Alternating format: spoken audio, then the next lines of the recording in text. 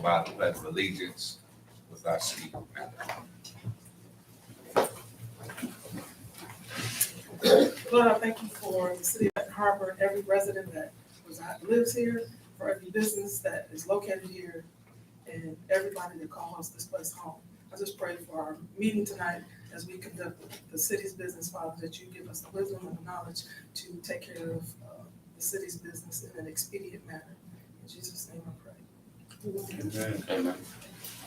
Pledge allegiance to the flag of the United States of America and to the republic for which it stands, one nation, under God, indivisible, with liberty and justice for all. Yield to the city clerk for roll call. Commissioner Adams. Present. Commissioner Clark Griffin. Present. Commissioner Edwards. Present. Commissioner Henderson. Present. Commissioner Henry. Present. Commissioner Isom. present. Commissioner Singleton. Mayor Pro Tem Seats. Mayor Mohammed. Present. You have a quorum. This brings us to the approval of minutes, regular minutes, February 21, 2023. Is there a motion for the approval? Motion to approve. Motion is made by Commissioner Adams, supported by Commissioner Henderson. Madam Clerk, please call the roll. Commissioner Clark Griffin. Yes. Commissioner Edwards. Yes. Commissioner Henderson. Yes. Commissioner Henry. This immediate minutes? Yes. Yes. Commissioner Isom. Yes. Commissioner Adams. Yes. Mayor Mohammed. Yes. Motion carried. This brings us to the approval of accounts payable listing. Is there a motion for the approval? I make a motion for the approval of account. Motion is made by Commissioner Edwards and supported by Commissioner Adams. Is there discussion? Is there anyone here that can answer the questions? City manager and myself. There would have been many. Chair recognizes Commissioner Henry. According to our rules, I did submit some questions from the AP list. And I understand that Ms. Reinhardt is out today, but there is some questions that the city managers should be able to answer. And I would request to the chair that my inquiries are responded to. Was this under the email heading critical information with timeline? No, it was under, inquiry for the AP list of this meeting. Because there was an email sent out. I understand that, I sent that out, but the one that I'm seeking is the one I sent out at 7 a.m. this morning, and, that I was expecting someone to respond to. Mr. Manager. I'll make sure. Madam, I'll make sure you get those answers tomorrow. Tomorrow? Did I hear you say tomorrow, sir? Tomorrow. Thank you. Chair recognizes Commissioner at Large Adams. Thank you, Honorable Mayor. Do we have to wait until Personnel and Finance to get an answer as to how far in the budget we are with the payments to Plant Moran? Because within the past 2 months already, we are up at almost $100,000 payments to that firm. Personnel and Finance meeting will outline percentage-wise, not only where we are with payments to contractors, but all other funds as well. Does that include the contract itself? Because I don't think we're no longer under contract with them. Be able to get all those answers? Thank you, sir. Sir, Chair recognizes Commissioner Henry. there was a couple of questions, inquiries on that. And one is, several in particular, and I'm wondering if the city manager has any information to share on those. One is a 2020 Tahoe at Body Wash, washes body repair. Do you know anything about that? I don't know right now You don't? what happened to the town hall.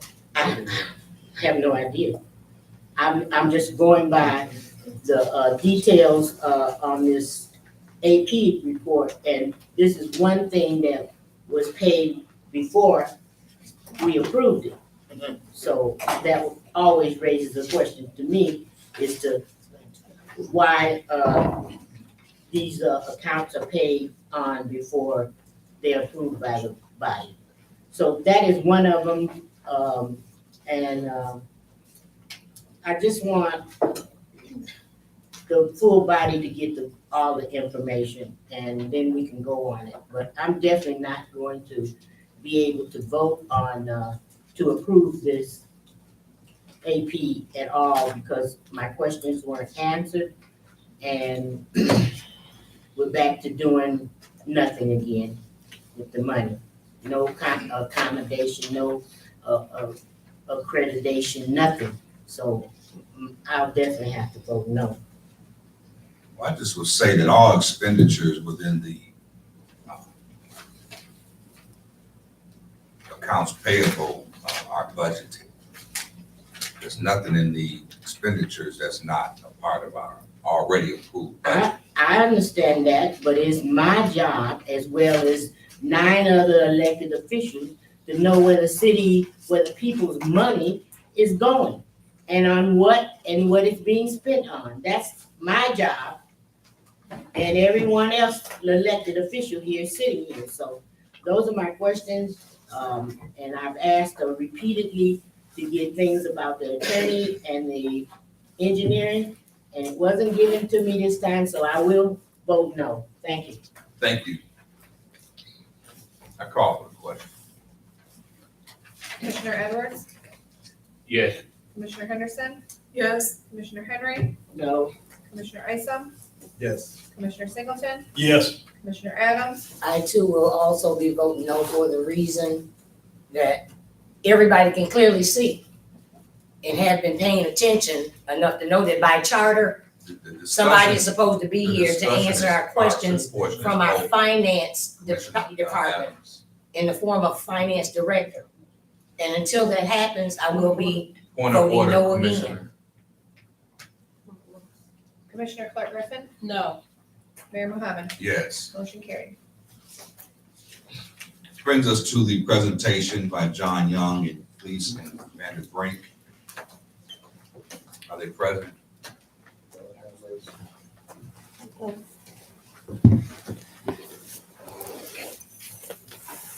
And this is relative to the water study report.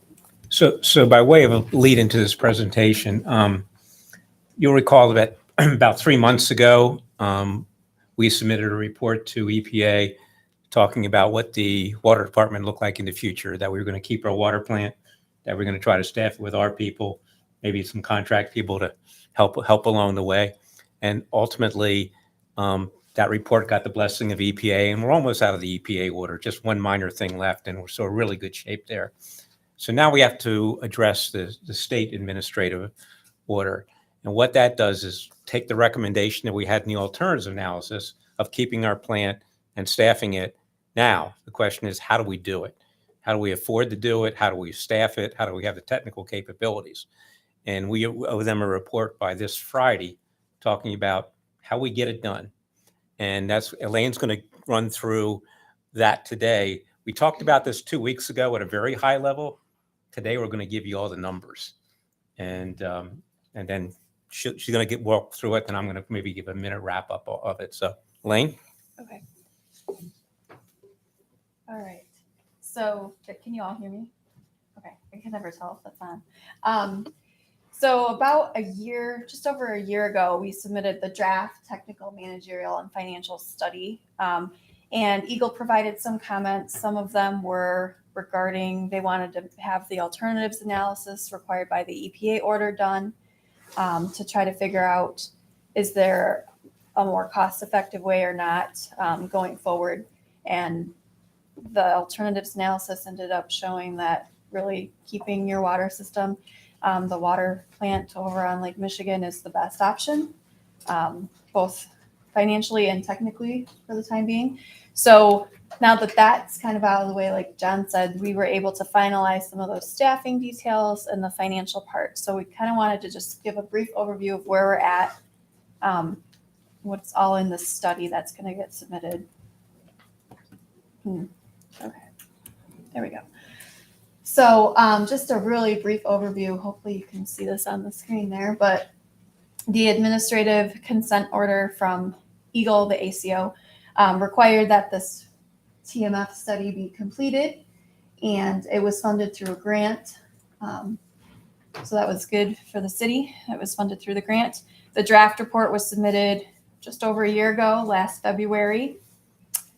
We received those comments from Eagle on the draft, and then we've been kind of incorporating, addressing their comments and the alternatives analysis into this final draft. And that's one of the reasons we were here last week, to kind of talk about the financial part specifically.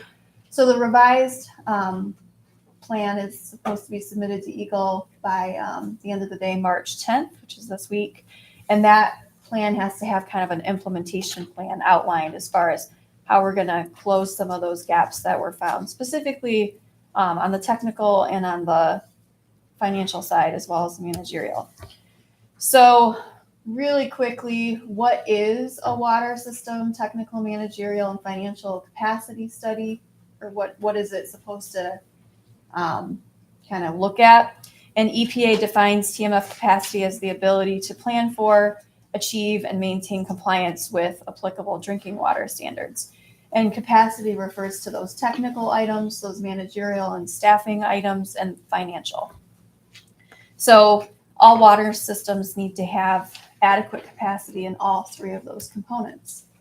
So we'll start with the technical stuff. There were a couple gaps identified regarding maintenance records, record keeping, having documented standard operating procedures, not being kind of tuned into the MISTIG program, and then the cross connection program. And a number of things have happened in the past year since the draft was done. The city invested in CityWorks for its maintenance and work order, kind of tracking history, better record keeping. Several standard operating procedures have been implemented, and the cross connection program has been implemented. In fact, several of you before the meeting started were asking about some of those survey letters that were sent out on that. Some other things that the technical evaluation found, and I think we discussed this about a year ago when I was here, is that the distribution system has a lot of capital needs. It's an old system. It's an old city. The downtown in particular is quite old. Several of the water mains date back to the early 1900s, and standards were different back then. The sizes were very small, 2 and 4 inch. Those don't meet the current standards for fire flow. Also the lead service lines needed to be replaced, and that's almost complete now. In fact, over 99% done. So, just looking at that total capital was about $8.3 million in short-term needs. This is just a map of the system. I know it's hard to see, and I apologize for that, but the piping that's red is kind of the downtown area. That piping dates back from like 1909. And then the yellow, that's from the 50s. So those are kind of your bigger chunks. The pink was from the 30s. So there's some pretty old pipe out under the ground. I think everybody knows that. Similarly, the water treatment plant also has some capital needs, and a number of these actually are being done since the state offered the city some grant funding for some of these short-term needs. So they're at various stages of being implemented. And there's some additional longer-term needs that still need to be done and need to be planned for. But that water plant, the original part was pretty old, and then the upgraded part is over a decade old now and just got to keep things up, it takes some money to do that. So that's real briefly on the technical side. On the managerial side, about a year ago, we identified there's really not enough staffing. Everybody's pretty overworked. I think we all know that here sitting around the table. There needs to be some additional training. The previous superintendent didn't always keep the best records, and that's being rectified. So I think currently there's 10 and a half full-time equivalents now. There were 9 and a half, and then the City Works kind of administrator was hired. But there really needs to be about 14 full-time people working there. So still some staffing challenges to address. And part of that's just it's difficult to hire people right now. This is just the list of standard operating procedures that have been implemented within the last 18 months. You can see there's a pretty long list there. So that's a step in the right direction there on the managerial side so that everybody can get out the manual and look at the standard operating procedure, make sure everything's done correctly.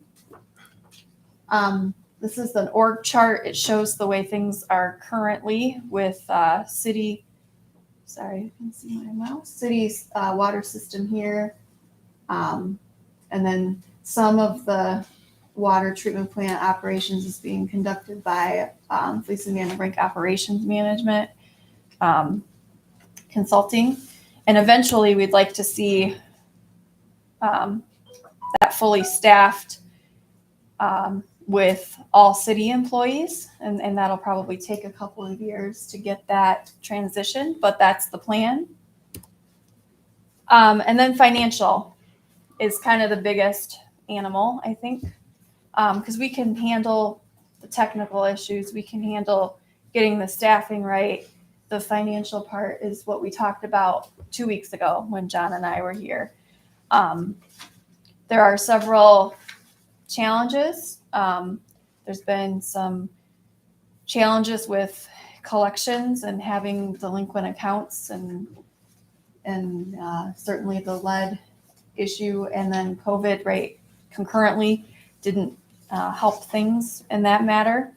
But there's a gap between what's coming in on the revenue side, and even if everyone was to fully pay their water bill and what it actually takes to make safe drinking water and deliver it to people's homes. So that's what we're going to spend the next little bit talking about. But the rate evaluation really shows that the magnitude of rate increases that would be needed for the city to close that financial gap are unaffordable. And we talked about that a little bit last week or 2 weeks ago. But really, our recommendation is going to be to look for some additional investment. So there's a couple reasons for the big gap in revenues versus expenses. And part of that is due to the fact that in 2011, you can see on this graph, the water demand that was being produced, the water that was being treated and delivered to customers was about 7 million gallons a day, max day, and an average of about 5 before 2010, 2011. And then in that year, the neighboring townships broke away, cut their contract, and built their own plants. So, Just for the record, the emergency manager. correct. That occurred under the direction of the emergency Seven manager. contracts. Mm-hmm. Yep. So you can see what that did to the demand, that they really fell off there. And, costs to continue operating the plant didn't drop at the same rate. So, Could you just put that up one more time? sure. And just explain the 7 million gallons in 2008 and where we are in 2017. Sure. So the blue line is a max day. So this would probably be like in the summer when people are, using a lot of water. So that would be 7 million gallons a day coming out of the plant. And then it went down to a max day just over just under 2 million gallons a day. And average day is kind of what the daily annual average is. So that's kind of day in, day out. And that went from about just under 5 million gallons a day to it really dropped off about 1 million gallons a day now is what it's been at pretty much since those communities severed their contract under the leadership at that time. All right. So there's a number of things we wanted to talk about, but the first thing is what happens if you don't raise water rates and you don't get additional funding for your water system? Well, it's going to continue to operate at a $2.5 to $3 million deficit every year. And in 9 years, you're going to be looking at $27 million kind of in the hole there, which the general fund's not going to be able to pick up. So the other thing we looked at is, okay, what would the rates need to be to close that gap completely? And the rates would need to go up 20.5% every year from now until 2032 to just barely break even in year 2032. That's not a feasible increase. We know that, right? So this is kind of a graph that kind of shows the different expense categories. You can see the operating expenses currently are right around $5.5 million. That includes long-term capital, debt payment on the current bonds, a little bit for customer service. The green is utilities administration, and that includes some of the pension costs. And these are all pretty much fixed costs. You can't really adjust those very much. The purple is water distribution. So that's your labor and maintenance to keep the pipes delivering the water to the homes. And then the blue part is actually the treatment. So it's the labor, the chemicals, the electricity to keep the water treatment plant going. And like I said, most of these costs are pretty fixed. So you can't really do much on the expense side. And they go up a little bit with inflation. That's kind of showing that going up to $6.5 million in 2032. But, you know, this dark brown line here shows what the rates would do. And this is a monthly rate fee of $272 in 2032, which is not affordable. So we had Plant Moran, the financial consultant, look at a couple other options. Okay, can we move some money from the water fund back to the general fund and then raise rates at something lower? We looked at a couple different things, and really that's just moving money from the water fund to the general fund. You'd have to raise taxes or come up with another way to fund that in the general fund because it can't really absorb those costs without an increase in revenue. And it still was going to require a very hefty user rate increase of 19 to 17% per year. So still not affordable. And this is just a kind of a snapshot of those same expenses. You can see the numbers are a little different because we moved some things. We moved the pension, the storm drain expense, the payment in lieu of taxes back to the general fund. So the water fund expenses are a little lower, but the rates would still go up to $202 in 2032 per month for a typical resident. That's not affordable, right? So this brings us to where we were last week, or 2 weeks ago. Sorry, I keep saying last week, but it was 2 weeks ago with the recommendations that we really have here. Something that's doable. So I'm just going to briefly explain it, and then I think John had a couple comments as well. But the first thing we have to do is we got to improve the collections rate and get that bad debt expense reduced.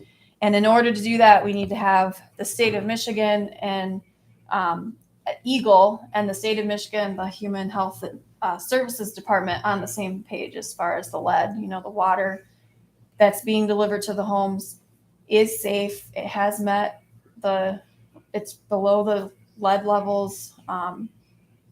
So we really need people to feel comfortable, to feel confident that that water coming to their home is safe to drink.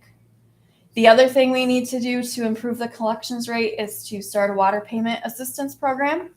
And that's going to take some funding from the state to do it. And I just was talking to John earlier, but I'm part of a stakeholder group that's working with State Senator Chang to develop some language for some affordability, water affordability bills. And, you know, water payment assistance is not unique to Benton Harbor. There are many communities that either have one already or would really like to get one, and they need funding from the state to be able to have that. So it's definitely not a unique challenge as the water prices keep going up. So the city commission has already approved a 9.9% rate increase for fiscal year 24 and 25 as part of it's tied to your bond. So we're gonna recommend you keep that rate increase in that you already approved and it's already programmed in. And then going forward, maybe not implement a nominal 2% rate increase per year, just to kind of help with inflationary pressures. Because, you know, the electricity bill that the water plant's getting is going up every year a little bit, you know. So if we can maybe help from that point of view, that would help a little bit in closing the gap. But then the major item is going to be to request funding from the state legislature to help close that remaining gap. And a big part of it was due to what occurred in 2010 under the state-appointed emergency manager and losing all the revenue. So this is kind of how that would look. Water rates right now are about $46.35 per month for a typical residential customer. I took your existing rate sheet and kind of calculated that out for a typical resident using about 6,000 gallons a month of water. So that would go up as programmed already to about just under $51 a month next year, or starting in July, because your fiscal year starts in July. And then about $56 a month in July of 2025 when that fiscal year starts. And then you can see it slowly, 2% a year would take it up to about $64 in 2032. So that's a little bit over the EPA affordability level. EPA's affordability level is about 2.5% of your median household income for the city, which if you calculate that out based on the most recent census data is right about the $51 a month rate. So it's close. It's just a little over. I think some other communities that have an assistance program have kind of, if you're paying more than 3% of your household income, you could apply for it. So this kind of falls in line with some of that other assistance programs and how they're set up. But the key here is looking at asking for probably on the order of $2.5 million a year from the state legislature to close that financial gap. It could be a little less if the collections rates get to 92%, but that might take a while for people to be able to feel comfortable paying their bills. So did you want to say anything now, John, or? Yeah, let me Okay. just jump in here. So I do a lot of work with both EPA and with state of Michigan. And so when we produced the alternatives analysis report, it was a good report, and I was pretty darn sure it was going to be accepted by EPA, and it was. This is also going to be a very good report. It's unlikely it's going to be accepted by Eagle. I'm just being real honest with you. We don't know any other solution. You cannot put in unaffordable rates. It doesn't do anybody any good. This is the only solution we come up with. You could tweak the numbers a little bit, but you have to take this type of approach. On you, the action would be improve your collections as best you can, not only for water, but basically for all of your city utilities. Do the best you can do there. Maybe put in a little small rate increase. Doesn't have a significant impact, and go to the legislature to solve the problem. I'll just give you an example. and now it's at a different scale, but in Jackson, Mississippi, where they actually have had some significant water problems, the federal government stepped up and did three things. They paid all their bond debt off, which is a huge operating cost. They fully financed the future capital program, and they put $20 million into a low-income assistance program. Now, obviously, you're not going to get anything on that scale because you're smaller, but it has been done before, and it was the only solution for Jackson. You could not charge those people the water rates. So, but the reason I think Eagle will probably not accept this is you don't have the money in hand from the legislature right now. And so they're going to have a very difficult time approving a plan where there's no guarantee that you're going to get the money. I don't know what they're going to come back with, but I would guess in a very short period of time, they're going to reject the report and ask us to resubmit it. And I'll be honest with you, we don't have a better answer. But you know, we'll see what they have to do. But I just want to manage expectations. So if the report comes back and it's rejected, it's not because it's a bad report. It's just basically because we don't have the money in hand. So the solution that we're proposing isn't guaranteed. But the residents of Benton Harbor cannot afford any more than what we're proposing in this report. So it would be foolish to recommend anything else. It's just a very blunt statement. Mhm. Anything else? Yeah, I was Okay. just gonna say, I know things take time to get money committed from the state government. It takes time. I did see some good movement at those water affordability bill stakeholders meetings that I was at. But again, that bill hasn't even been introduced into the state legislature. It's still being drafted. So, and they still don't know how they're going to fund it. So that's probably at least a year out. So I think really the best solution at this point is going to be for the commissioners and the mayor to really put in a request to the state legislature to see if they'll put it into the budget for this coming fiscal year or next fiscal year. And the urgency of that is, if you remember one of the earlier slides, she showed a $27 million deficit, in 10 years that's going to be driven by your deficit in the water department. Well, take a look at how much is in your general fund. The general fund is only going to cover that deficit for a couple of years, not 10 years, maybe a couple of years. So you need to say, this is what we need, and we need it quickly, because our general fund cannot support this for more than a couple of years. So hopefully what we've given you all is the book that we're giving you is all the justification you need to go to the legislature and say, here's the affordability levels, here's what our expenses are, here's what our revenue is, and this is the only solution. Yep. Okay, so real quickly, I'm going to jump away from financial real quick, but the report has to have an implementation plan. So we kind of came up with some proposed items, action items, and dates. And the technical stuff is on there. These are pretty straightforward, completing the lead and galvanized service line. That's almost done. I mean, over 99% of the lead lines have been replaced. So that one's, you can almost check that off. There's just a handful, some Florida snowbirds that still need to get on board when they come back, but most of them are done. The alternatives analysis is done. The city selected to keep the existing water plant. To staff it currently as a hybrid staffing plan, and then eventually moving toward all city employees.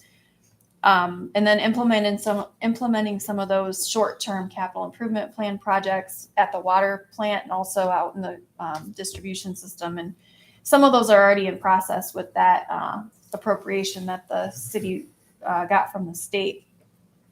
Other items in the longer-term CIP, I think Abin Marsh is working with our company to put together a drinking water SRF project plan to try to get some principal forgiveness or grant money and low interest loan for the longer term capital improvement projects. So those are kind of ongoing. We already talked about the critical standard operating procedures. Most of those have already been implemented and they're already being worked through. The CMMS, computerized CityWorks for work order generation, that's pretty much done. A lot of things that are done, you know, you can check the boxes, they're done. The cross connection program that started, it's well underway. So things on the technical side are looking good. On the managerial side, a lot of these items can be done quickly and already in process.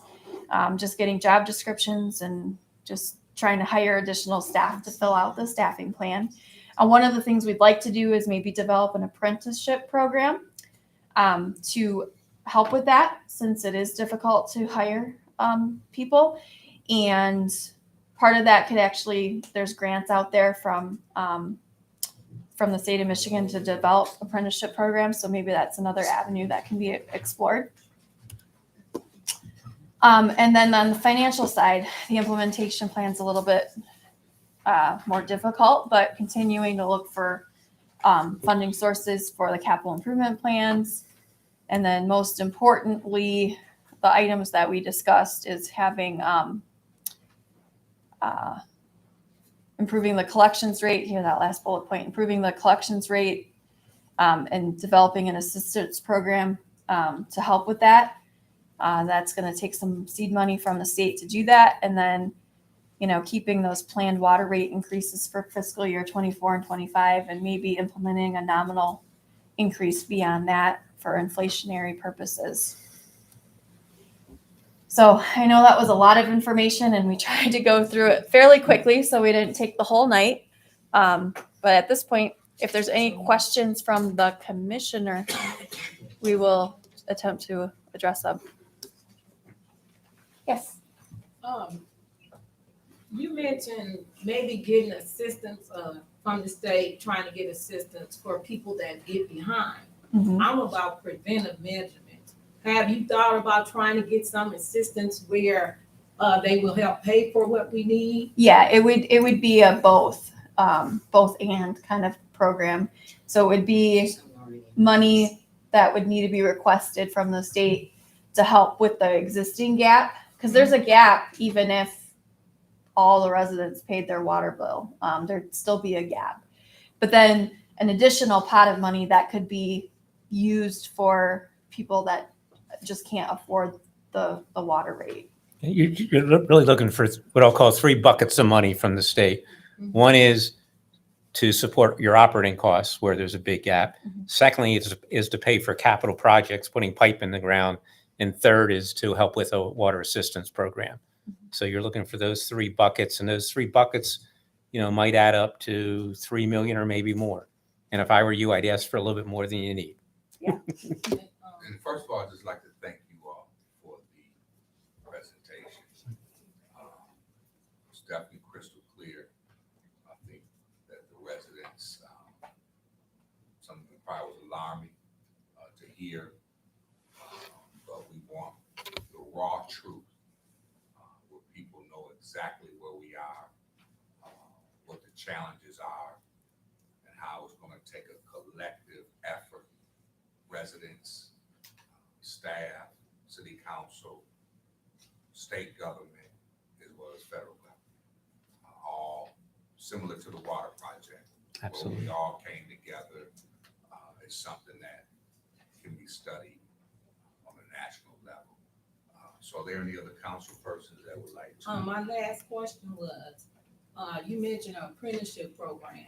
Is that for a city of Ben Harbor residents, or is that statewide? Who can sign up for it? Those details have yet to be kind of figured out, but the intent would be so that people that live nearby and that would like a good paying job and want to work for the water department could sign up for an apprenticeship program once it's established and kind of go through that training so that they can work here. That's the And I'd goal. like to see Ben Harbor residents take the preference. Sure. You know, this is our plan. Mm-hmm. That's your choice. Okay. Thank you. Chair recognizes Commissioner Adams. Thank you, Mayor. That was a great question my colleague just asked. And if anybody that's interested and want to know more about what's going on and what's coming down the pipeline, Google the Justice 40 initiative. There are billions of dollars that are being targeted for disadvantaged communities. And there's actually a fight going on amongst legislators and lobbyists about exactly what disadvantage is. Mhm. Who are you talking about? I mean, we already know who they are, who we are. And that's what those billions of dollars are geared towards. And I think I stated last month, I have a group of people, that feels good to know that they read this stuff. They read this, this is what they do. And I hate that I won't be joining them in Washington next week. But yeah, they're going straight to the legislators for us, not just Benton Harbor. But you showed a map about the what the old pipes. You know, that's why we see so much beautiful development going on. We want some too. But if it means we have to move out, we probably never get a chance to move back in. They're getting new infrastructure, and we're just as entitled to it being a disadvantaged community. And the federal government is just gonna have to find a way to fix it. Yeah, because it's falling apart. And I'm gonna stay at home, but it's not just Benton Harbor. But there's a lot of stuff that's going on that people don't know about, but we're actually fighting for clean, affordable drinking water for these definitely disadvantaged communities with these old filtration plants that the government knows that we cannot keep stopping people and finding and ticketing them, riding by their house and writing tickets and stuff to gain $1 for our tax base and our general fund to take care of a water plant that we can't. I mean, the research is already in. They already know, but it's all of our job, not just elected officials. When it comes to something like this thing is so major that when you see people holding up a sign or something, if it's something that pertains to you, we have got to stick together. All of our voices matter, and sometimes we need your extra voice to join ours as your leaders, to speak louder, to make sure that we're heard, to make sure that we get what we need in our communities. But I'm hopeful that there's some very positive things about to come down the pipeline, and actually, we're not just relying on the state, we're demanding that it comes straight from the federal government, straight down. Yeah. Don't stop, don't take $1 away, just send it straight down. Yeah. But thank you. I'm more interested though in knowing what this is, because it looks like it's something that code enforcement should be filling out. If you could educate us on this, and when will it take place, and Yeah. something that we will be educating the community on as far as property ownership. Yeah, that's the cross connection survey. So that was one of the things. The state of Michigan has a very specific set of statutes that require water systems to make sure that contaminated water, from an irrigation system or something, a heater, a boiler can't make its way back the wrong way into the full transmission line. And so those surveys were sent out to everybody, I think, just to, look at your plumbing in your basement, or look at your plumbing as it's coming in by the meter. Just make sure there's nothing, connected that shouldn't be. And for most residential homes, it's not going to be an issue. You're going to see problems like if it's a greenhouse and they've got an irrigation well out back that they use to water their flowers or something. Want to make sure that that's not somehow tied into the city public water supply. Or there's a few other examples. I can't think of any at the moment, but there's different kinds of, if there's a water cooling system or something, we just want to make sure that that water is not able to come back through the wrong way. Just quickly, will there be a community education sessions on this? For I'm sure we can better work understanding? one out, yeah. There's not one scheduled, but we can work on it. Thank you. Chair recognizes Commissioner Singleton. Thank you, Honorable Mayor. Just like to thank you guys too for the investigation, the forensics. You know, you laid it out real good. We still got a lot of work to do. Yeah. You know, like I said, the report may come right back at us, but we think this is all we can do right now, you know? A workable Yeah, workable plan though. Right. May move, you know, but it's going with something in hand instead of going there and with nothing in hand and they say, well, this is what you need. And you gotta start these off. are all the facts. Yeah, These are all the facts. And so I really appreciate that. I think it puts us in a good position to help make the case, you know, when we ask for that assistance. I appreciate that. Thank you. Chair recognizes Commissioner Edwards. Thank you, Honorable Chair. Question, so I know we talked about 1 to 5 years, 18 million, and with those numbers. My question is, from the time that they receive our ITA Mhm. and the time that we have to comply, would be approximately, if we go through the training and everything, that gives us what to tell or to come up that we're in compliance. In compliance with, The whole thing that we need to do with the plant, get the money. to have it reliable. I mean, because it is in compliance with the safe drinking water contaminant levels and the lead action plan levels. So it is in compliance. It's just that more money is needed to keep it, you know, to replace equipment that's failing. It's like your car, you've got to do maintenance on it. So right now, with the $45 million that the city got to fund the remaining part of the lead service line replacement, there's about 27 million left over from that. And that went to replace some really necessary valves and some controls out at the water treatment plant, and then some additional distribution items like some hydrants that need to get replaced, some critical water main.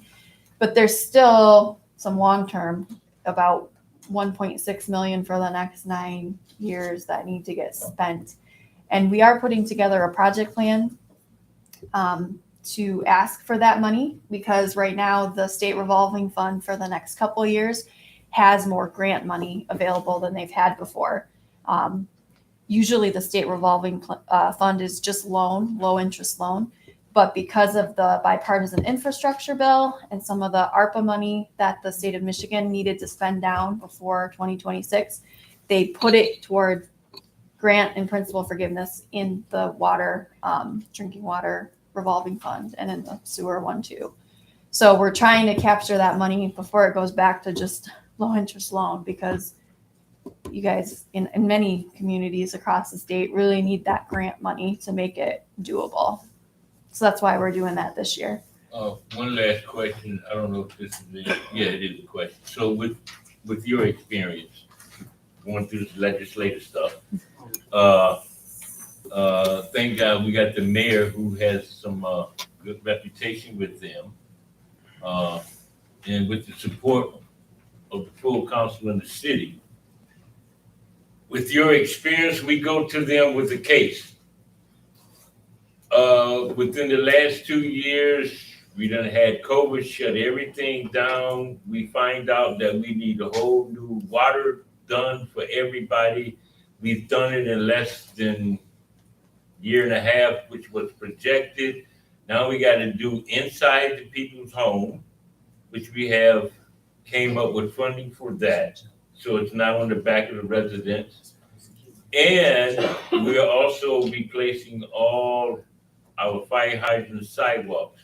My case is, how does that sound that every penny we got was to make sure that our drinking water was safe, our sidewalks are safe, and our fire hydrants are safe. How does it sound bringing that to a case that we need your help again? Well, what it's saying is that you have done the priority items. You know, what's most important in all of this? We talk money here, but public health and public safety are 1 and 1A. And you've done that. And so what you've done is you've properly prioritized where money has been spent. And the money that we're now spending is more for making things reliable. Okay? So the case I would make is you've got the biggest bang for the bucks. You're using your money wisely because you prioritize things properly. And then, the rest is dealing with, reliability. So that's a good case to be made. And Chair recognizes. I was just gonna, sorry. Yeah. I would also, and I know it's probably not gonna be the favorite thing that the state of Michigan wants to hear, but I do think it has to get brought up that those revenues went down after 2010 when the townships went, so. Chair recognizes Commissioner Adams. Thank you. And those revenues are going back up, A little bit. plus an extra percentage from what I've researched and read. My question, I guess, would be to my colleagues as well as everybody, other listening ears. Fought for a long time when the emergency manager came through here, we lost 2 large water customers, Koji and our airport. Can we get our customers back? Because I'm sure somewhere along the way, that would be a big help. Well, one of the really important things here is, you notice that this out went over 10 years and you need to support for that full 10 years. And the whole idea is over that 10-year period, you grow your customer base. Okay. But that doesn't happen overnight. So that's why we need support for 10 years to allow you to grow customers over that period of time. So that is a yes.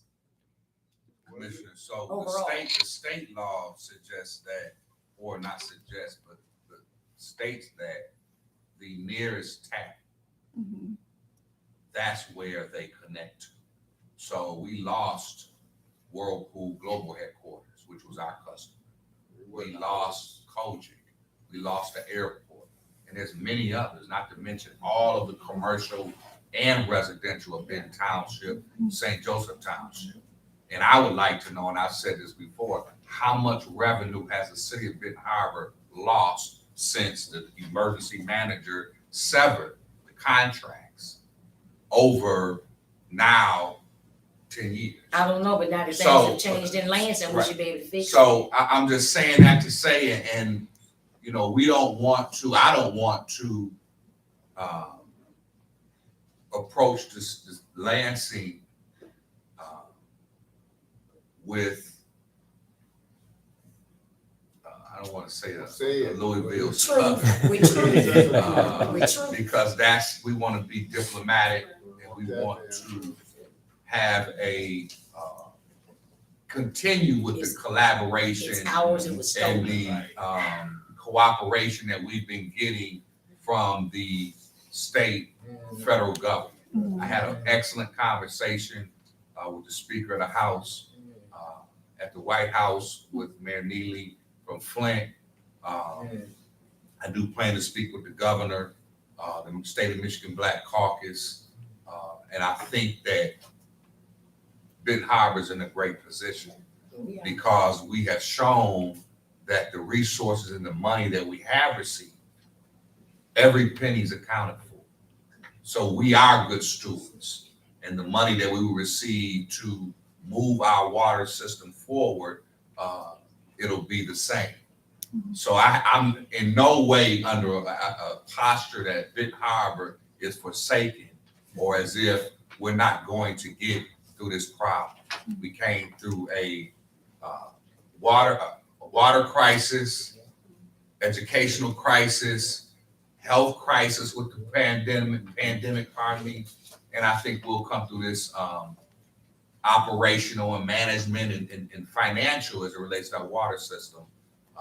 Will come out with flying colors because there is a political will from the federal and state government to assist Benton Harbor. And the thing about it is, we're not asking for a handout.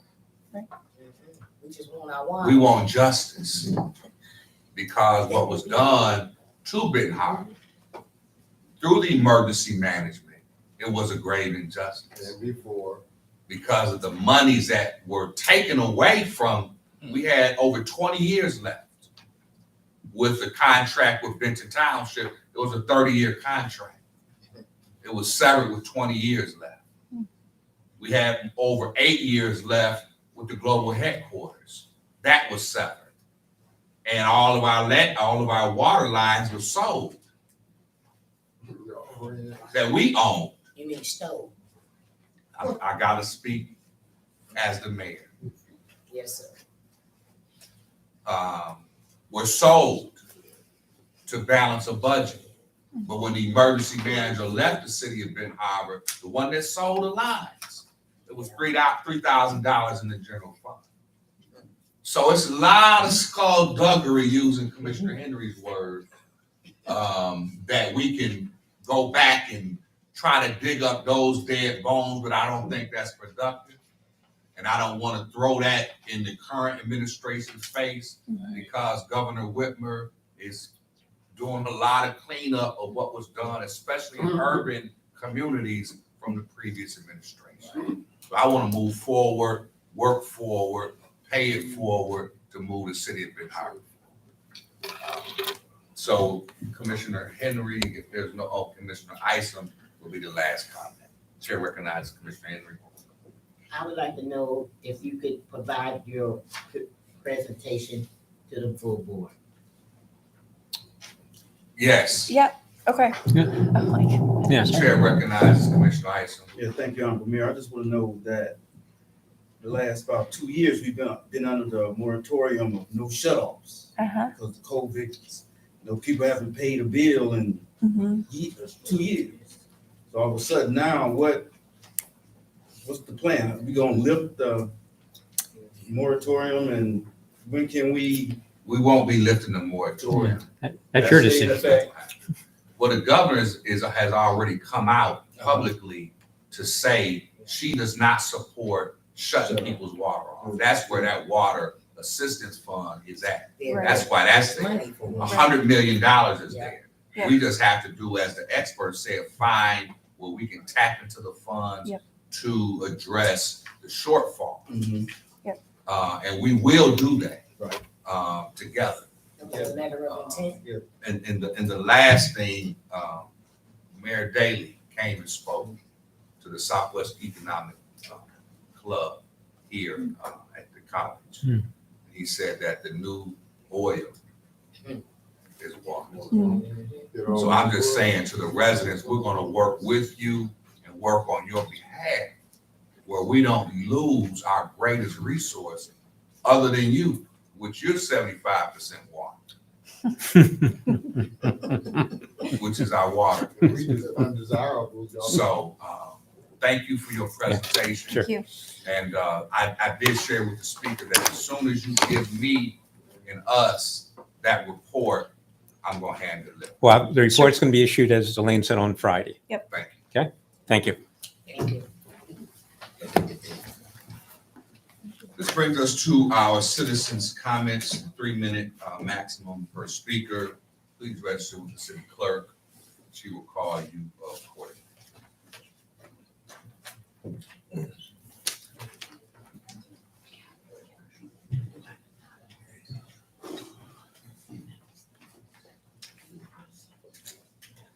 Derek Smith.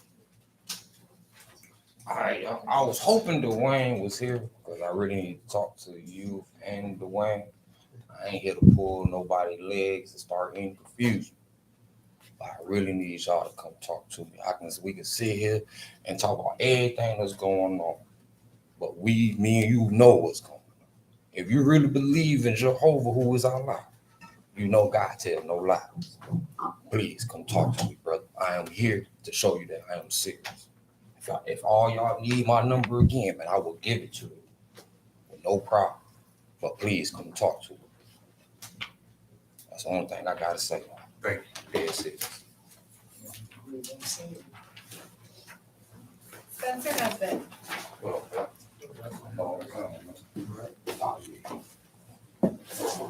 Good evening. Good evening.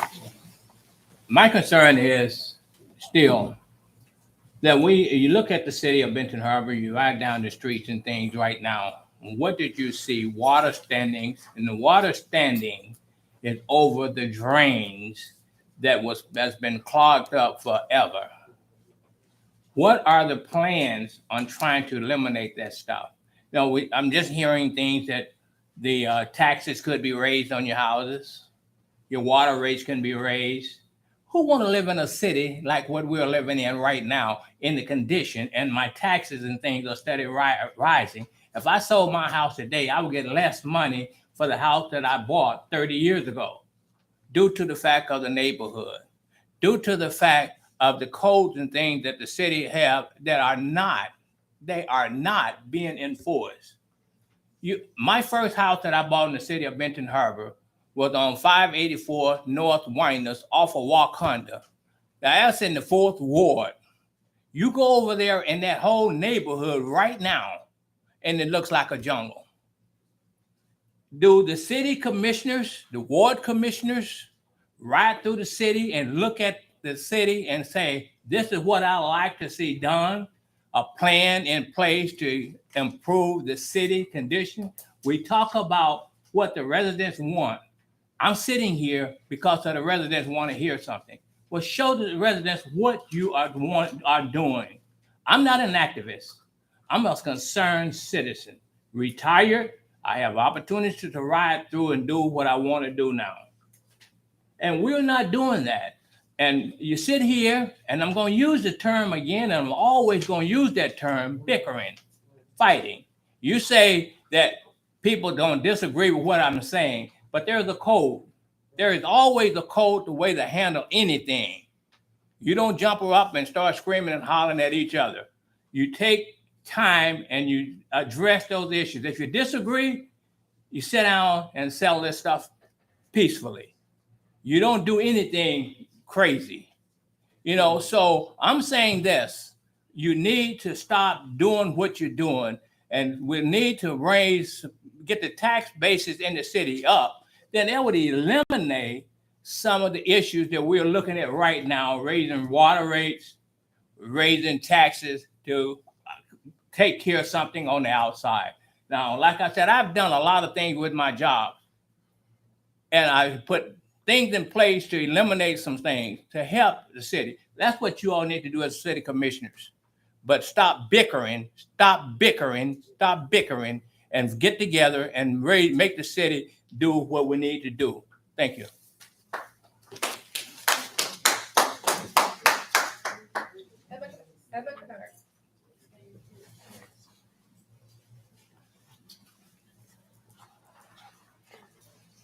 I agree with this young man entirely what he said, because the way to raise your tax base is that people would want to come in. We got over $1 million worth of equipment that came in, and I'm just wondering what they're going to do with it. They bought it here at Public Works, so I'm just willing to see what they're going to do with it this year. Are they going to clean the streets and make it more desirable place to live? We had this water issue that I brought to them years ago, 2 bottles. So y'all know you're tired of me saying it, but I brought them in here so that I could have witness that I brought them in and asked the mayor to have it examined, because we had questions in my home about the water. And I came to him time and time again after that and asked him, did he have any kind of documentation about the water? He said, I get back with you every time. I get back with you. So we end up with this big problem about the water. My water bill, I can go away to Texas and spend a month with my children. My water bill never moves and go down. It goes up. I've never seen anything like that. I told people for years. I said, how is it that my water bill is bigger? No toilets are flushed, no water, nothing is washed there at the house. If the house is empty, it's only me. So how is it that my water bill is bigger when I go away than it is when I come back? There's no leaks. I've had that checked.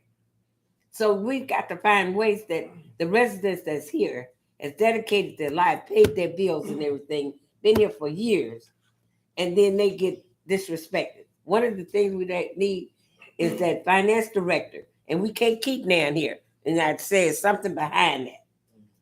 Too many times why can't we keep them? I asked that question. There's got to be a reason, because they're getting paid well, but because they're not getting what they need is to do their job. So now what is the question? What is happening behind closed doors? I brought up this here issue. Freshwater featured called me.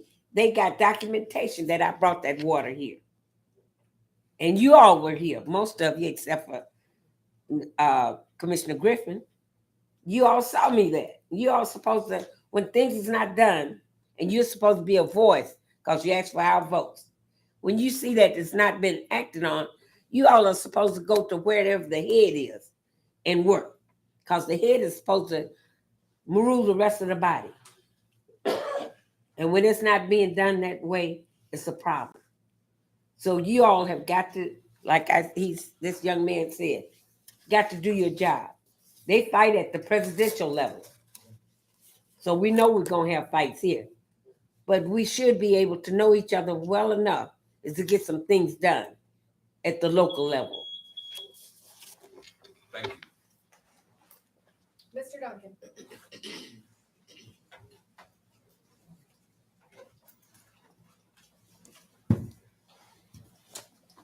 I didn't come to fight, but I did come to see what we would say again if I asked you again about getting more parking meters downtown now. Maybe we could talk about that tonight, or it's a solution to a lot of this problem. Then, I mean, if somebody got a better idea than I do, why don't you come up with it? I won't get an answer to that, and I know it because I've tried this several times, and I got a pretty good sounding answer. Yeah, in time, we'll do something. But I would like to see all downtown metered. Just like I was in I wanted our beach, our only beach, to be monitored and with those meters. So it's nothing new. All the other cities have them. And I hope I don't get kickback from that. I got kickback about the river. Now that all this money is coming in town, guess where they're going to be working at? They did that before. The river was supposed to be 6.5 feet deep when they finished. It never ended up being any more than 4.5 feet deep. And it's still the same way or less. Whenever money comes, we get all of our people calling us our friends then. I've seen days when they walk totally, pretty much out of the city for every reason they had on that they could come up with, but then they come back and now they drink beer with you, they eat hot dogs with you, they pat on your babies on their head. They took our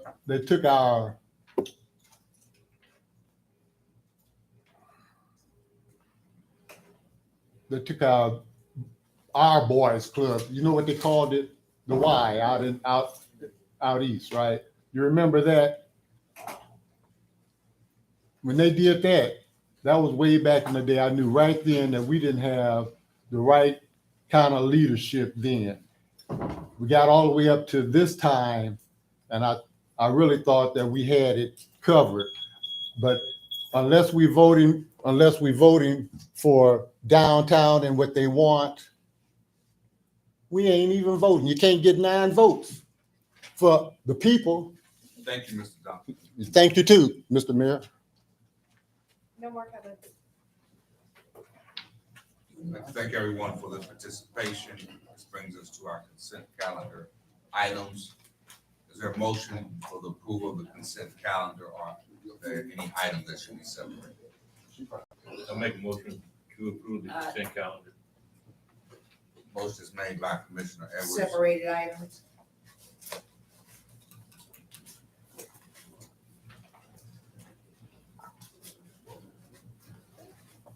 We have number 5 with a resolution, and we have a closed session. Same thing. Yes, I need clarity, understand.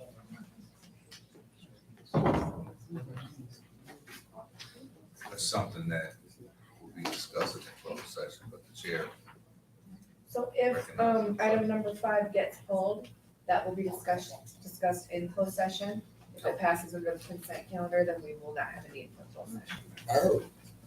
Oh, that's kind of scary. Then we better pull it, Did you because read I the didn't resolution? understand, and no, I did not. Did everyone else? Or are we just voting? Already. I read it. With the majority? Call for the question. A motion to accept the consent calendar was made by Commissioner Edwards Support. and it is supported by Commissioner Adams. Madam Clerk, please call the roll. Commissioner Henderson, Yes. Commissioner Henry, Yes. Commissioner Isam, Yes. Commissioner Singleton, Yes. Commissioner Adams, Yes. Commissioner Clark Griffin, Yes. Commissioner Edwards, Yes. Mayor Mohammed. Yes. Motion carried. This brings us to our staff report. The chair recognizes our Deputy Director of Public Safety, Director Clark. No comments this evening as we have our committee meeting Wednesday. Thank you. The chair recognizes our City Assessor, Assessor Story. Good evening. 2023 assessment notices are out. They should be received. If you did not receive yours, if you own property in Benton Harbor and you didn't receive your assessment notice, you can contact our office. We can always email another one over to you, or print one, for you. If a lot of them get lost in the mail, come back to us for certain reasons. So if you haven't received that, please reach out to us. If you have any questions regarding your assessment, my phone number and email address are on the assessment notice. Please feel free to reach out to me. I have no problem taking a few minutes on my day to explain it to you, what it means and what's going to happen with your 2023 taxes. Please look over it, make sure if you occupy it as your principal residence, that you are receiving that exemption. If you're not, contact me so we can get that going for you. And then the March Board of Review will hear appeals on March 21st and 23rd. If you'd like to appeal your assessment, please call, set up an appointment so we can get your paperwork ready for you to come in. And that is it. Thank you. Thank you. Chair recognizes our Community and Economic Development Director and Assistant City Manager, Director Little. Good evening, Mayor and Commissioners. Last Friday evening. Microphone. I'm sorry. Last Friday evening, Commissioner Adams stopped by the office and asked if she had heard we received $3 million. And I just opened the email and I shared with her, yes, we did. And she said, when will the planning started? I reminded her that planning actually started back at the point when the resolution was approved, defining what was to take place. In fact, the funding that we're receiving from various sources is in response to various components of those plans. So she did ask that I also send another copy of the resolution. So I put a copy of the letter and the resolution in everybody's possession. Thank you. Thank you. Chair recognizes the City Attorney, Attorney Rock. Thank you, Mayor. Just a brief mention on code enforcement. We do have a trial scheduled for illegal dumping. We had a citizen call in and witness an event. It was scheduled for a trial tomorrow, but I have to be in federal court and out of town, so we had to adjourn that. But we are working on that, and it's great that we have citizens calling in when they witness something to, when they witness the illegal dumping or littering. and are willing to go forward and be a witness in a trial. It's no fun, I know, but it's something that we need. You know, later in 2022, we had a complaint, and they were more than happy to call in and complain, but when it came to going to trial, I talked to them a couple of times, and at first they were willing to go forward. Someone different, I think. They changed their mind. And I certainly understand, no one wants to take part out of their day or their morning. No one wants to go and sit on a witness stand. But when we talk about community enforcement, code enforcement, these are some of the things that we need to do to combat the illegal dumping. When we see it happening, we need to report it, and we need to follow it through, because that's how we're going to put a stop to this, or put a dent into it. So that I will let everyone know how that comes up. Thank you. Chair recognizes the city clerk. So just a reminder that MML CapCon registration is due Friday. If you want to go, let me know so I can get you registered. And we just got word today that LMC pulled their millage from the May ballot, so there will not be a May election. So if anybody does receive AV applications for May, just disregard them.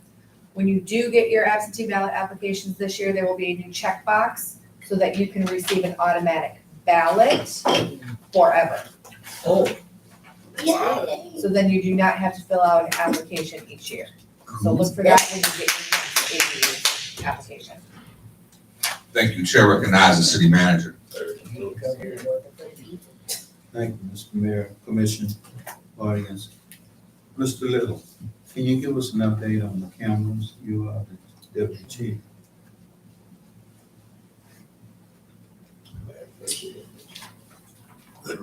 They're still working on installing them. Half the stuff came in early, the other half has recently come in, and so they're hoping to have them live within the next month and a half.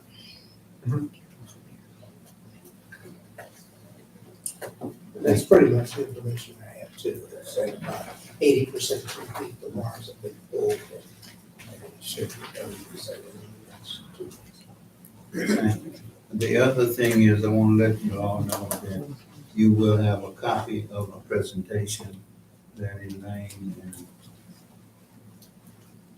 John Young. John. I'm looking at John, looking at the guys.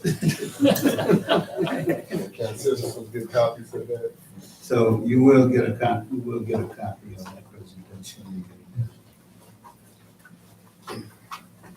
Thank you. Chair recognizes Commissioner Clark Griffin.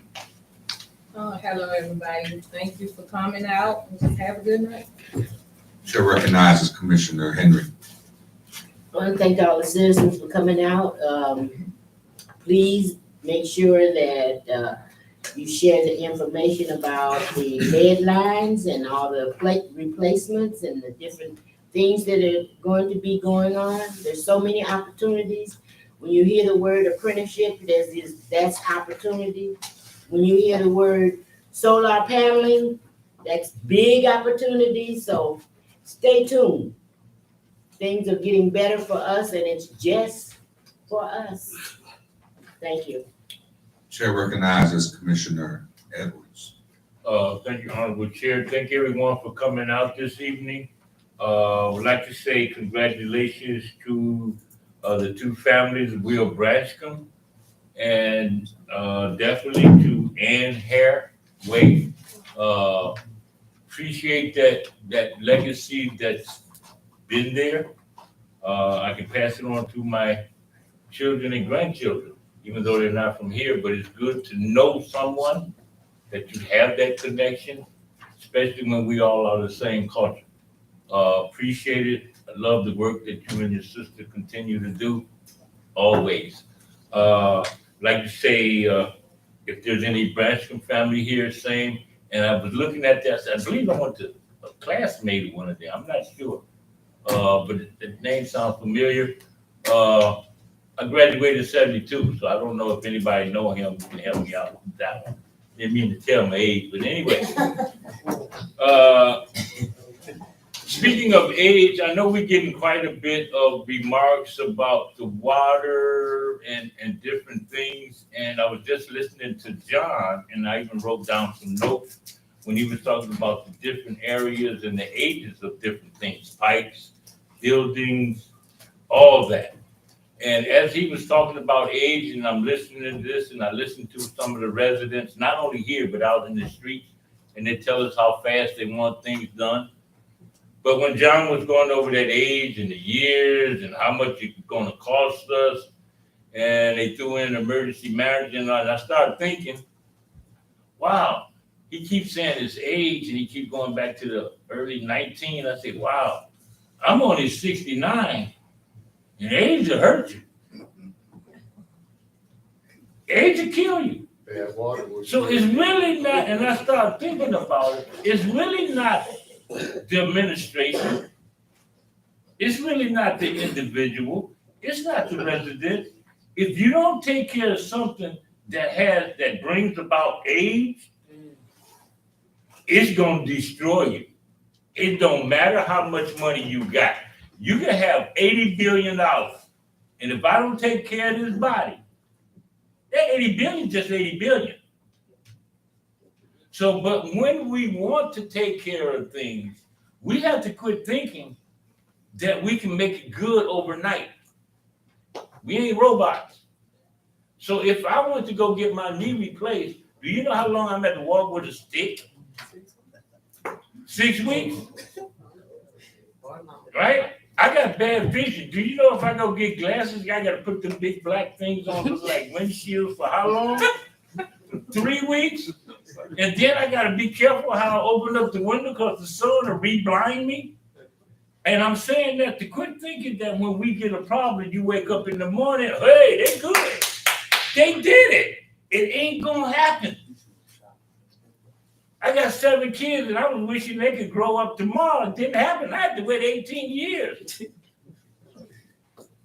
So only thing I'm saying, when we come with these complaints, oh, we hear you. Complaints. We hear you. Concerns. Thank you. Well, y'all know how I am. I call it what it is. I know. They're concerns. So let's do this. Let's do this. In our concerns, when you give them to us, we do hear them.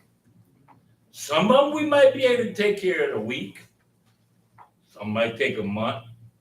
Some might take years. Just take that in consideration. That's all I'm asking. Thank you all for being here. I love each and every last one of y'all in this building, and that is no joke. Thank you. Thank you. Chair recognizes Commissioner Henderson. Thank you, Honorable Mayor. I'd like to thank all of our residents for coming out tonight. All of the street name changes, Ann Hare Way to Will Branscombe Way. So congratulations to all of the family members of those families. Just wanted to talk briefly about, committee openings. There are lots of committee openings in the city of Benton Harbor.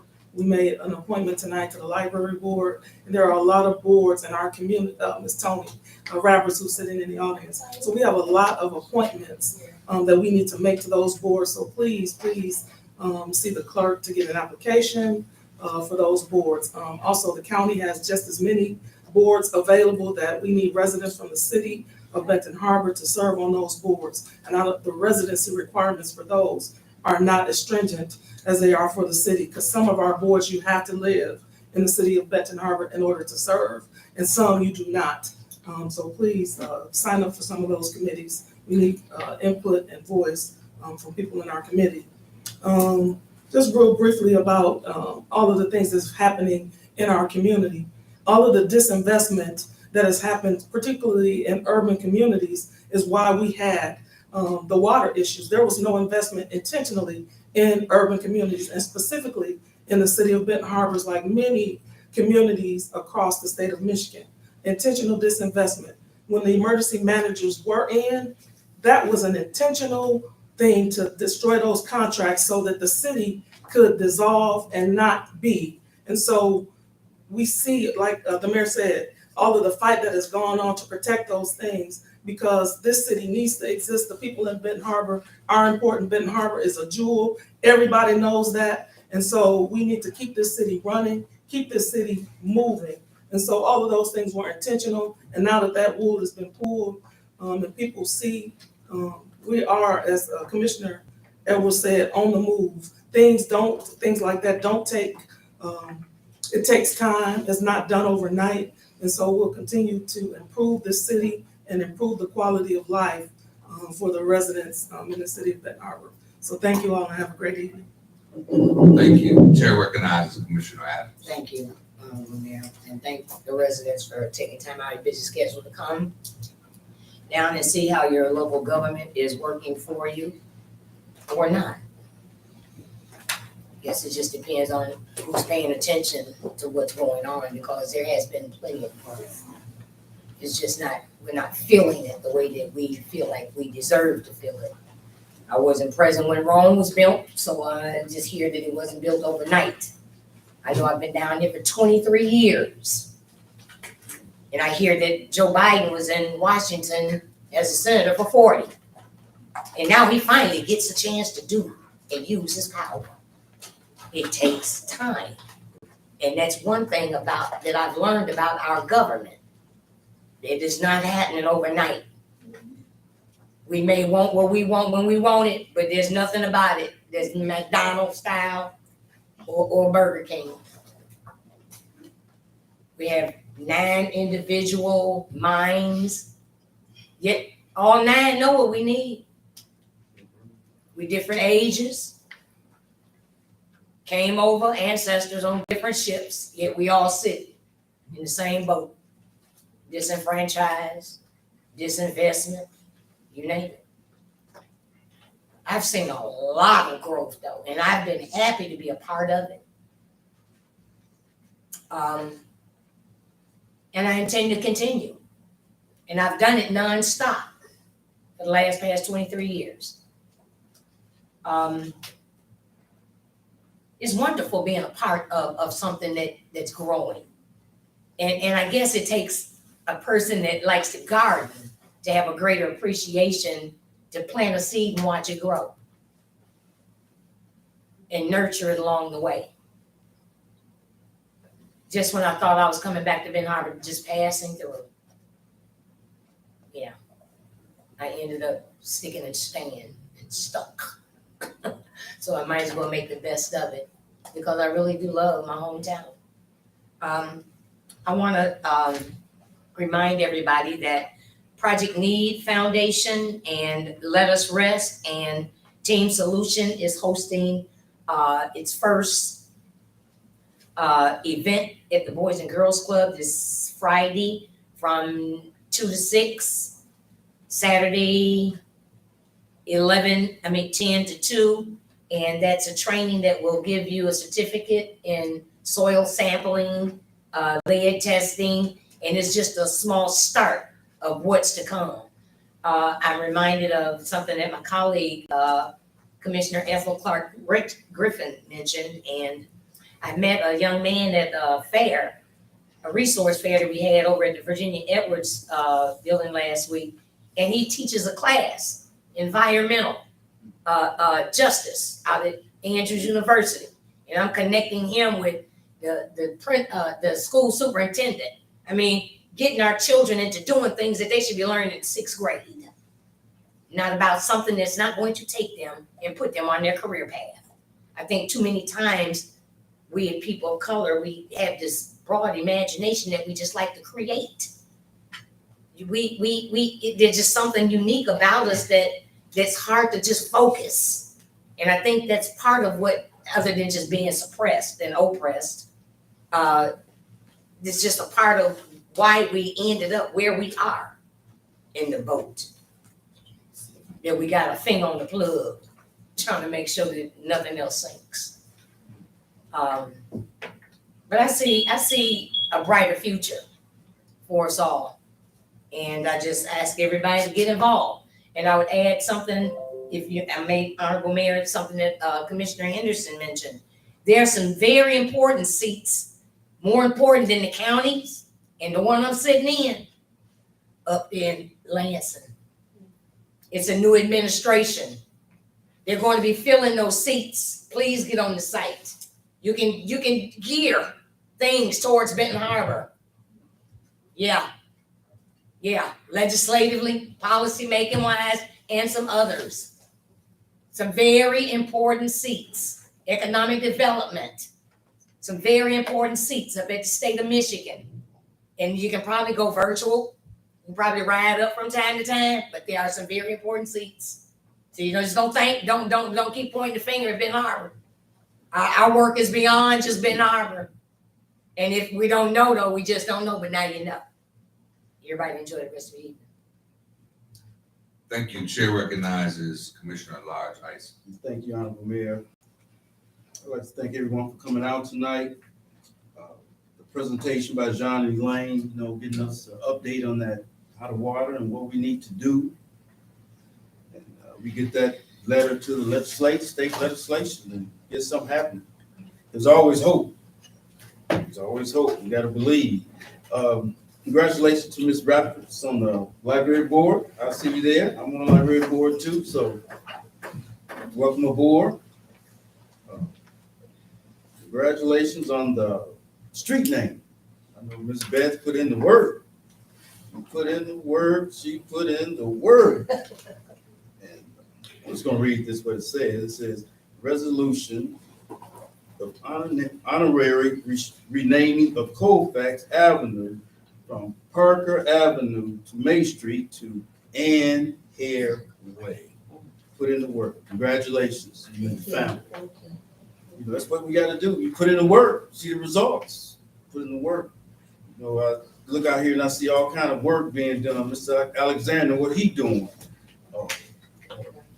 Mr. Duncan, what he doing? What he stressing about and fighting for to get done?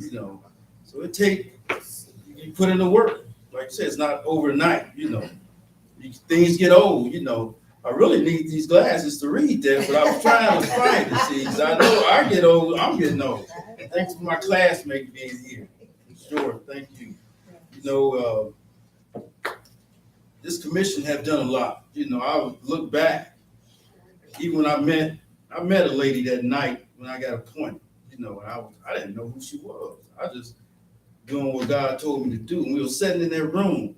She said, you here to try to get appointed. We started talking. I got to know her. I'm Miss Kennard. I met her, and she's still just like a mama to me. She'll fuss at me, but she's a good woman. She's a soldier on the battlefield. I've been knowing her since then, and I thank you. She looked at me. She looked like my mama looking at me. But you need that sometimes to set you straight. I thank you, Ms. Kennard. I didn't mean to bring your name up, but you put in the work. Thank you.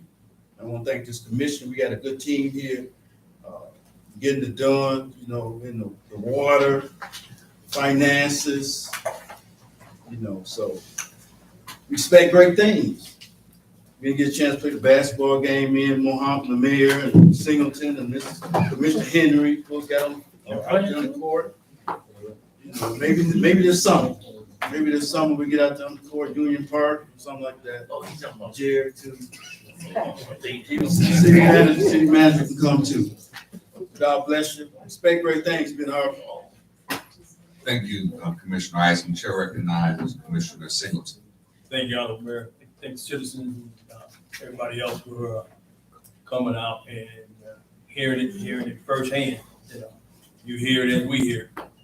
And as you can see, there's been challenges, but we roll our sleeves up. Everybody, including citizens, roll their sleeves up and just start, tackling the problems. Things been going on for a long time. This commission, has, dealt with some tough issues. But as Commissioner, I think Adams was talking about pretty much the momentum, things have been moving, and I think old coach told me that when the momentum is going in your favor, don't hit the reset button. Keep that momentum going. See it out, and the win will come. Past Tuesday, the State of the City address. It was nice. You got a chance to hear the state of the city. Some of the things that's going on, and the biggest part was the honoring of some great people in this community. Tonight, 2 resolutions were passed to honor the Branscombe family and the Hare family. And I knew both of them. Will Branscombe was like a mentor to me. I knew the Hare family when I was a kid. Beth probably don't know this, but I remember I think over on Burton Street. I was a kid and probably get kicked out of the house tonight, but I had a crush on a couple of the Hare girls. But it didn't happen. I was too slow.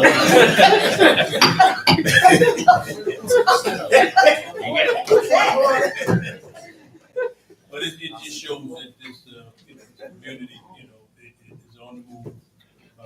Things are happening. People are getting involved. Commission working hard, staff working hard, getting favor from federal, state level. And, let's just keep this momentum and ride it to wherever it takes us. Thank you, Honorable Mayor. Thank you, Commissioner Singleton. Just like to thank all the residents for coming out to participate in the democratic process of local government. The trip to Washington was very successful. I had an opportunity to, as I said, speak with the Speaker of the House for the state of Michigan, and he was very interested. In fact, he said that he was going to come and visit the city of Benton Harbor to hear some of the concerns, but most importantly, to help. Because our concerns for years have fallen on deaf ears. Amen. But we're in a position now where we have friends in the county government, state government, federal government, where we see resources beginning to flow to the city of Benton Harbor. Governor Whitmer, she shared with me that nobody could have told her that we would have been working as close as we are together. The city of Benton Harbor as a whole, given the way that the relationship started with the shutdown of Benton Harbor High School. But it goes to show that in politics, there has to be a level of maturity where we can disagree, but don't have to become, violent. The disagreement now turns into I'm trying to destroy you. We can't find another lane where we can come and work together. We disagree here, but we're going to work together over here. And that's how we continue to move the city forward. Right. Where our disagreements were not disagreeable. And that is the type of example that our young people need to see. Us as legislators, where we can, in the democratic process, debate, but it's not bickering and vitriol underneath it. And I think when people see that, then that attracts people that want to come and say Benton Harbor is on the move. I did see a comment where someone said that Benton Harbor is once again asking for somebody to bail them out or asking for another handout. And I thought about the biggest handout that I know of was slavery. Okay. That was a handout. Free labor. And a hand up. Never addressed. But I'm not going to go there. But the facts are the facts. So we want to move forward. We want to work with the legislator. We will work with the legislators. We have our 38th representative, Representative Andrews in Lansing is fighting and working on our behalf. And I believe and have faith that we will be able to address the issue. And our water system will be one of the best moving forward. And it will be funded, it will be financed, and it won't be off of the backs of the residents. But we will pay our fair share. Yep. So we'll be working with residents for payment plans, helping them to set up water assistance in ways that we can work together to make it solid. With that being said, I'd In like to make Jesus' a mighty motion. name, to amen. adjourn. I make the motion, the meeting to adjourn. Motion is Support. made by Commissioner Edwards, supported by Commissioner Adams. Madam Clerk. Commissioner Adams? Yes. Commissioner Clark Griffin? Yes. Commissioner Edwards? Yes. Commissioner Henderson? Yes. Commissioner Henry? Yes. Commissioner Isa? Yes. Commissioner Singleton? Yes. Mayor Mohammed? Yes. Motion carried. Well, congratulations.